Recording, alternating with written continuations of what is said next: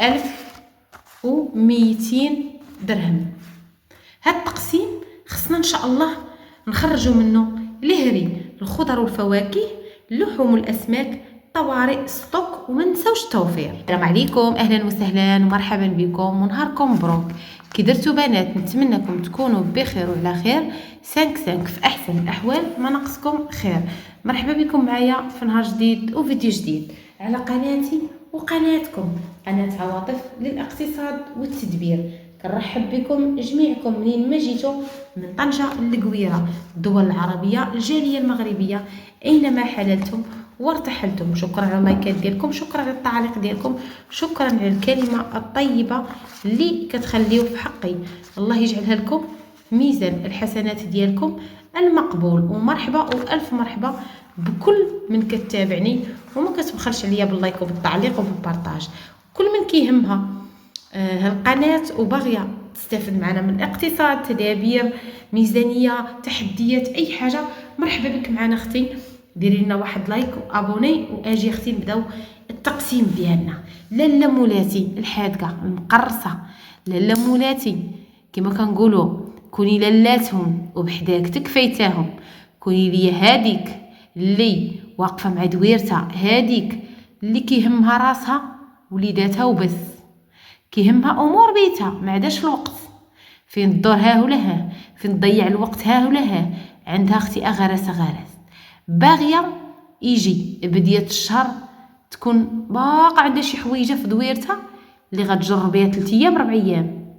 جا اختي 15 في الشهر كتحس براسها تقدر ما تقداش هي في ديك السيمانه تاع 15، تقدر تجر حتى ل 20 في الشهر.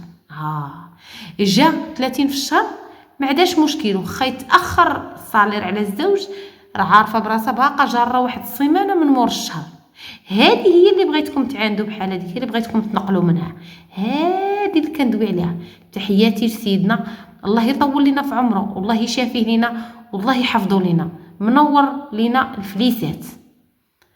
الحبابات ديالي الغاليات، اللهم صل وسلم وبارك على سيدنا محمد وعلى اله وصحبه اجمعين. اليوم عندنا ميزانيه، تقسيم ديال الميزانيه اللي تاع الناس الدراويش كما تنقولوا، الناس اللي باغا تعيش وتربي الريش وما تحضيش. فتنتي الا كان كيهمك هذا التقسيم ما تبخليش علينا باللايك ومرحبا بك معنا. ميزانيه ديال 24,000 ريال جوج الناس. شحال غادي نجيبو فيها في الهري، وشحال غادي نحطو فيها في الخضره، وشحال غنحطو فيها في الحيمه، وشحال في السطوك، وشحال في الطوارئ، وشحال في التوفير. هادشي كلشي ان شاء الله غادي تشوفوه. غير حاجه وحده بغيت نقول، المقتصدات المدبرات اللي باقيات مآمنات بلي الاقتصاد شي حاجه اللي زوينه وشي حاجه اللي كنجنيو الثمار ديالها. كما كنقولوا ان بعد انما كما كنقولوا ان الصبر البنات راه سبحان الله ما عندوش حدود، والصبر كيوصل مولاه لواحد البلاصه اللي كانت كتبان ليه ما يمكنش غتحقق وغتوصل. فحسنتي الا شاده الميزانيه وباغيه تقسميها عندك 1200 ولا 1300، غنقول لك تصنطي الفيديو مزيان وركزي معايا وديري في بالك انه كل نتيجه غادي توصلي ليها هي كتبقى ثمار ديال الجهد ديالك، وانتي كيفاش كتشوفي هذيك الميزانيه ديالك. ما بغيتكش تشدي هاد 1200 وانتي كاعيه، حيت كتشوفي وحده اخرى عندها 2000 وواحده اخرى عندها 3000 درهم. وما بغيتكش تشدي هاد 1200. كنعتذر قطعت معاكم ورجعت. فالاخوات اللي عندهم ميزانيه بسيطه ديروا مع بالكم باللي راه ماشي مستحيله، غير هاد الميزانيه البسيطه كتبغي شويه انك تقاتلي معاها، كتبغي شويه انك تكوني تنتي دايره بحسابها، عارفه انها ميزانيه اللي مزيره مخنوقه، ميزانيه اللي ما غاديش تعاوننا في بزاف الحوايج وما غاديش تخلينا نحطوا بزاف الحوايج وغادي تحرمنا من بزاف الحوايج. ولكن كما كنقولوا ما باليد حيله، هادشي ما قدرنا الله، قدر الله وما شاء فعل. الفقر ما عمرو كان عيب، بالعكس شي حويجات اخرين هما اللي عيب، بحال اننا نمدو يدينا لغيرنا وحنا قادرين اننا نبدلو ونطورو من راسنا، قادرين اننا نبحثوا على طرق واحده اخرى اللي غادي تعاوننا. الا الميزانيه قليله وضعيفه هذا ماشي عيب، العيب هو اننا نشوفوها كانها لا شيء. ملي كطيحي من قيمه الحاجه راه كتبداي غير كتشانيري فيها، كتبداي غير كتقولي اي حاجه كتربطيها بها، وانا قداني حتى الميزانيه. راه الا ما قدرتيش تولي راسك بهاد 1200 ياك، راه ما غتوليش راسك حتى ب10000 درهم اللي عطوها لك في الشهر. ما تقوليش هي غير اريها ليا وتشوفي.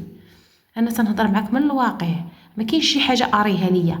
اي وحده بغات شي ميزانيه وكتحلم بها راه خاصك تقاتلي عليها باش توصلي لها، حيت اللي عطيتها ليك انت ما عارفاش بقيمتها، ولكن الا خدمتي فيها ودمرتي وتخلصتي ديك 10000 درهم انت ما غتعرفي بقيمتها. لذلك انت عارفي ليا بعدا بقيمه هاد 1200 درهم اللي عندك. هي الاولى فهادي زيرتك زمطتك الشعيبيه ياك. ما علينا، انا والله ما جايه اختي نخاصم عليكم ونتقلق منكم بحال وحده. واحد النهار ضحكاتني وميمه على ما اظن، قالت لهم عواطف قلع شويه وتخرج لنا بزريويطه البنات، عصبناها.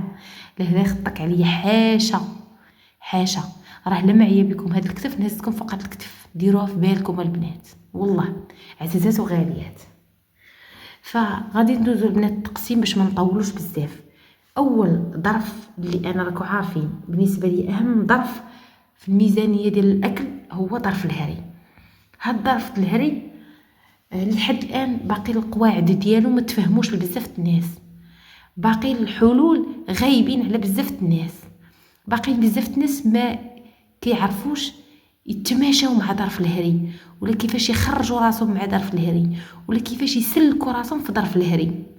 ظرف الهري ماشي بوعو، ظرف الهري ظرف من بين اهم الاظرفه اللي كاينه في تقسيم الميزانيه حقيقه، ولكن كيبغي التاويل، كيبغي المراه تكون دايره ليا كروه على بزاف الحوايج اللي ماشي مهمين يدخلوا للدار، ونقدروا اننا نديروهم في الدار بلا ما ندخلوهم ونشروهم من الزنقه.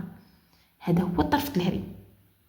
ظرف الهري حقيقه قد ما حطيتي فيه واحد المبلغ اللي كتير قد ما مزيان، ولكن بحكم انك زيرتيني بشي حوايج طلبتيهم مني بحال التوفير بحال الستوك، بحكم انهم ما عندكش مصروفك الشخصي وما كيعطيك زوجك مصروف الشخصي، هنا اضطريت انني نقص لك من ظرف الهري وغندير لك 470 درهم.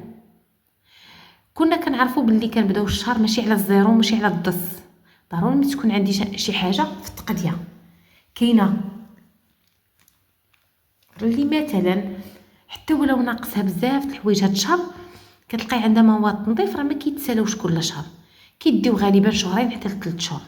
يعني هاي غير هذيك 100 درهم ديالهم اللي كتجيبيهم راه منقوصه لك، راه مزيانه غتزيدك في حوايج اخرى، غتعوضك في حوايج اخرى. فهمتي كيفاش بغيت نقول لك؟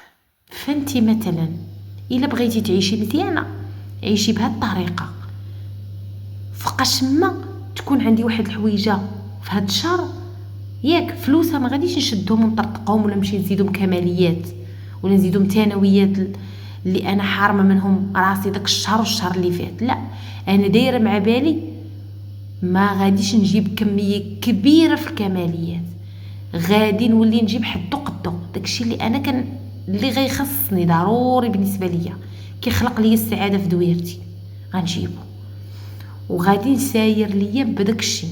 غادي ندير لائحه في الهري، وهذيك اللائحه خصها تولي عندي معتمده، وداعا للعشوائيه، وداعا سوء التدبير. هاد سوء التدبير اللي مشيت عليه سنوات ما ربحت منه حتى ريال كيف ما كنقول. فهنا انا جايه نقرص راسي براسي، جايه ندي تقسيم من عند اختي عواطف واعتذر على التعطيل. راني عارفه راسي تاخرت عليكم وراكم شفتوا كل شيء، بارطاجيت معكم البنات بين قوسين دويرتي شفتوها. هذاك الشيء اللي كان شادني عليكم البنات في التقسيمات كانوا عندي اصلاحات، فسمحوا لي ما كنبغيش نغيب عليكم. داكشي علاش انا كنت كنخرج من الوقت لوقت، اما راه كون جيت البنات نتكاسل ما كنتوش غتشوفوني كاع حتى نكمل الاصلاحات ونفرج داري ونطلع كل شيء عاد ندخل عندكم. ولكن انا من داك النوع اللي ما كنبغيش هكا، جيم با اختي الكسل، خصني نبان لصحاباتي وحباباتي. وبين قوسين غنعاود نقول لكم شكرا لكل اخت باركت ليا وفرحت ليا. الله يرزقك السكنتتي والسكينه، والله يفرحك بدويرتك، ولا ما عندكش دويرتك الله يرزقك، ولا عندك دويرتك الله يسهل عليك تفرشيها الا باغا تفرشيها. هادشي اللي كاين البنات، هذا جهدي عليكم. وشكرا على التعاليق الاكثر من رائعه، شكرا على حبكم ليا والمسانده ليا والاراء ديالكم اللي عطيتوني، راه كندير بها كامله. فهمتوا البنات؟ والله الا كندير بارائكم كامله. بحال واحد الاخت على الحيط اللي قلت لكم واش نحيدو ديال الكوزينه، انا كنت باغا نحيدو، الدار ما باغيش يحيدو، قال لك الكوزينه غتبقى تبان. يعني كما قالت لي واحد الاخت عندها الصح تاعي، على ما اظن الاخت اللي دايره توفيق، تحياتي لك اختي، قالت لي راه الا مشيتي تحيدتي الحيط راه الكوزينه كيبان عيبها، لان نهار كنجمعوها، نهار واحد نهار ما فيناش الموجود كتصبح مرونه كيبان العيب. واش فهمتوا البنات؟ فكلامك على صواب، نخلي داك الحيط وندير كليسه مجموعه ونوض نايضه. فاللي خطكم عليا واستفدت بزاف من النصائح اللي عطيتوني، ها كيفاش تفرشي السيجور، ها كيفاش تفرشي الصاله، اللي خطكم عليا. وبالنسبه للاخوات اللي كيسولوني بين قوسين واش اختي الدار ديالك كامله، الحمد لله دارنا كامله، ما هي الدار الا دار البقاء الحمد لله. غير هذا قبر من قبور الحياه كيف ما تنقولوا. الله يرزق كل وحده حتى هي قبر الحياه. كل من كتقول يا دعي معايا انا يسهل عليا، الله يرزقك اختي كل ما كتمنى العتبات الخير اللي فيها الخير ان شاء الله. غادي ندوزو البنات بالنسبه للهري كما قلت لك 470 خصك تحاولي ما تتجاوزيهاش، تجيبي فيها الاساسيات اللي غادي يقدوك اختي لمده شهر، من دقيق، من زيت، من خميره، من عطريه، من المسائل الضروريه اللي خصك. عاده دوري ليا واحد 50 درهم جيبيها شي شويه تفاتف من الكماليات. غادي ندوزو للظرف ديال الخضر والفواكه. كنت غادي ندير لك 300 درهم، ولكن اختي على ما اظن راكم شفتوا الخضره مره طالعه مره نازله مره طالعه، داكشي علاش اختي درت لك 400 درهم. يعني باش ديري 100 درهم كل سيمانه، 100 درهم كل سيمانه، الحمد لله فيها الخير والبركه. الا قدرتي انتي تضبطي الامور وتمشي كي كيمشيو المقتصدات والمدبرات، وتختاري القايده اللي يكون فيها الرخاء ويكونوا فيها الخداره ناشطين اختي، صوروا رزقهم وصوروا فوق فوق فوق فوق فوق رزقهم وباغيين غير يفكوا.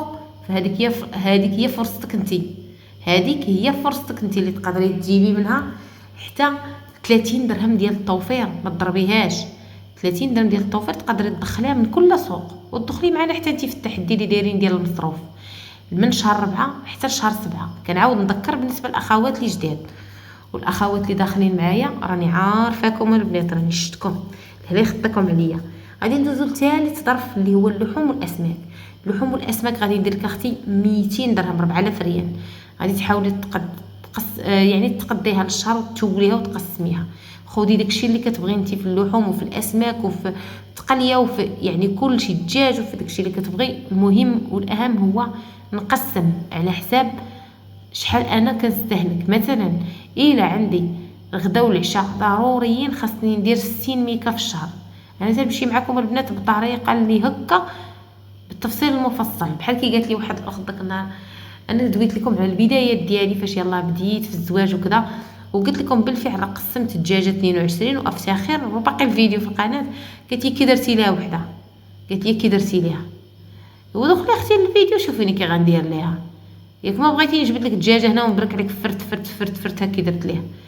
نتوما كون بعد المرات خضرين اختي، هذا النوع اللي كيسول الازمه، كون بعد عندكم شي اسئله خضراء ما طايباش اختي، راه واخا نديروكم في الكوكوط ونسدوا عليكم ما طيبوش.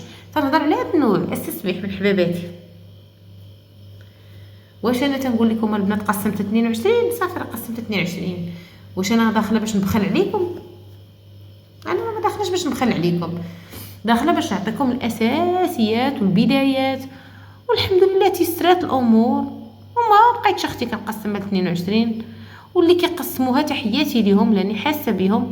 ملي كتمري انت من واحد الظرف راه كتولي كتعطي العذر للناس، كتولي كتفهمي الناس، ماشي بحال اللي قالوا لك ملي كيقولوا لك حاجه، ولكن ملي كتحطي في نفس الموقف حاجه اخرى. فالهلا يحطكم في هذا الموقف باش نقول لكم اللي كاين، ولكن الانسان اللي تحط فيه بعدا يعرف كيفاش يخرج راسه، ما يبانش ليه راه هو اللي مظلوم وراه هو اللي وقعت ليه. يعرف راه بلي كاينين الناس بحالو مروا من نفس التجربه. ماشي المهم هي اشنو قسمت، المهم هي واش بقيت في نفس الدائره ولا خرجت منها. فالحمد لله انا خرجت، واللي باقا فيها تنسى ربي حتى هي يسهل عليها وتخرج من هذيك الضائقه. راه حتى شي واحد ما يبغي يقسم دجاجه 22 للامانه. باش نقول لكم واقع هذاكم يحسب لكم بنادم راه مفتخر هو كيقسمها، وانما الظروف حكام. اما حسن نقسمها 22 قطعه ونساير بها اموري بداكشي اللي يسر ربي، اولا اختي نقسمها 4 طراف كما كنقولوا، ربع ناكلها انا في يومين، ونبدانا نشكي ونبكي ونهز التليفونات واجو تشوفوا. اما حسن راه قال لك خبزي في باطي ما ساق حد عياطي، هادشي اللي كاين، فهمتوني؟ رجعوا اختي، رجعوا للطوارئ. الطوارئ اختي ما عرفتش انا شنو الطوارئ. كتقولي لي قسمي لي الطوارئ، شنو كيخرج لك اختي في البلان؟ مثلا تتنزلي وتكتبي لي في الطوارئ. المهم انا درت لك واحد 50 درهم، 50 درهم في حاله ما ضاعت لك شي حاجه، خصتك شي حاجه كذا. هاي بالنسبه للستوك مهم جدا، طلبتيه مني وانا اصلا كنت غنديرو لك. درت لك مبلغ 50 درهم، حاولي تخدمي عليه وتنميه. راه في اللهم بارك في ظرف 4 شهور كتجمع عندك 4000 ريال، راه تاع السلعه راه رزيق، راه تنفعك وما عمرها تضرك. بالنسبه لبنات التوفير ما نسيتهاش، واخا غندير لها مبلغ اللي بسيط اللي هو 30 درهم كل شهر، ولكن كنطلب من الله انها تعاون راسها وتزيد توفر اكثر من هاد الحويجات اللي عطيتها، لان الصالير قليل. باش نكون واقعيه معكم، ما نقدر ندير لك فيها اختي لا تحدي كرطون عيد الاضحى ولا تحدي رمضان ولا اي حاجه. نطلب من الله يرزقك الخير والتيسير والبركه وكل ما كتمناي. وشكرا للحبابات الغاليات اللي كيوصلوا معايا حتى لهنا، ما كيساونيش من لايكم والبارطاج والتعليق. فغنعاود نقول لكم الحبابات، الى وصلتوا معايا حتى لهنا ومازال ما درتوش ليا اللايك ديروها البنات فضلا وليس امرا، الله يجعلها في ميزان حسناتكم المقبول. والى هناك وصلت معكم نهايه الفيديو. شكرا على تعاليقكم، شكرا على ارائكم، شكرا على قلبكم الطيب. نتلاقاو في فيديو جديد باذن الله، مع السلامه.